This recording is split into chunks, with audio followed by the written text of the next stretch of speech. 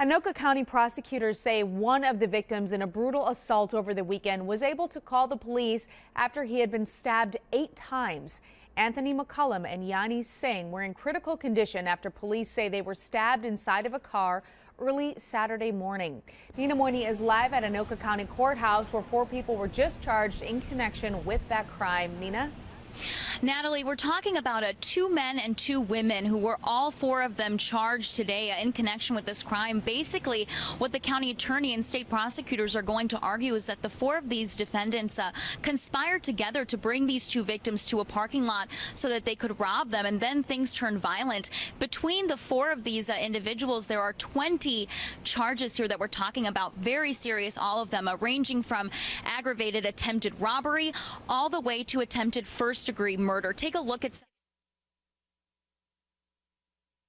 According to court records that we've just obtained, according to the victims, they say that the 2 men were with these 2 women. Their names are Tiffany Ivy and Leanne Todd, Friday night into Saturday morning at Two Stooges Bar in Fridley. Now, the state, again, is going to argue for these defendants that the women asked to get a ride to a parking lot near one of their homes, and that's when the 2 male defendants showed up, and that's when things turned very violent, again, leaving those victims with several stab wounds and injuries. Court records show one of the women, Tiffany Ivy, did admit to police, according to police, in an interview to this plot, but there's no indication right now that any of the other people charged have admitted any wrongdoing in this case. We were able to speak to, after this court hearing, 2 of the mothers of the 2 men involved in this crime.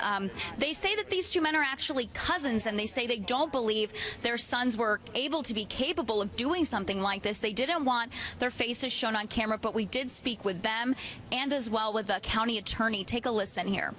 Not uncommon for people to change their stories when faced with some very serious charges. We see this all the time. People certainly have remorse. Some do not. When they have remorse, they tend to want to come forward.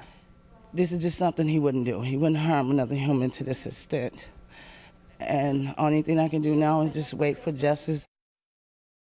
So again, the mothers of Marcus Foltz and Kevin Moore, who did tell us today that the 2 men are cousins, and they did know the other people who were allegedly, according to state prosecutors, involved in this crime. To give you an idea of what's next, all of these people are going to be held on bail, with the highest amount being $1 million, but the bail amounts did range quite a bit. They're all very high, though, and they do have court appearances, court dates coming up later in the month of September, Natalie.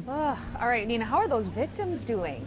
Sure. Again, 2 victims are very seriously hurt in this brutal attack, regardless of what happened or who was involved. The last we heard, Natalie, the 2 victims were both in very critical condition, although, as I mentioned at the beginning, and you mentioned, one of them was able to originally call police. But as of right now, the hospital is telling us they do not have any more information that they're willing to release at this time on the 2 victims. But last we heard, critical condition. Just a very sad story, still with a lot of questions remaining.